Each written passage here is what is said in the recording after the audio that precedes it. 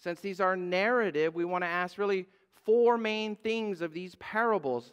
The first is, what's the cultural context? Jesus' original audience would have readily understood things that are not so intuitive to us because we are thousands of years and thousands of miles separated from a first century Jewish agrarian society. So we want to ask, what's a Levite? Where's Jericho? What's a denarii? Who's a Samaritan? And next we want to ask, what's the circumstantial context? What prompted this parable at this time to these folks? Why is Jesus saying this here? This is really the key. It means you have to look at the situation around the parable. That usually involves Jesus' setting and Jesus' audience. The number three, what's the wider literary context? What's happening before this parable? What's happening after this parable? What's happening in the rest of the gospel? For here, that means verses 21 through 24. Jesus is saying, I thank you, Father, Lord of heaven and earth,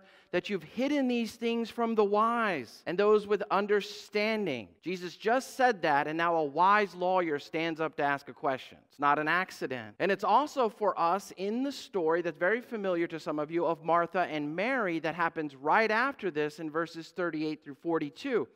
There's one sister who's doing the very culturally acceptable thing, kind of like the Levite and priest in our story. But Jesus says to all of them, there's something better you're supposed to be up to. So what's the wider context? And that's all to get us to the point. Again, what is Jesus revealing about himself, about his kingdom, his audience, his way of salvation? What's he saying to us about us? What's he saying to us about him?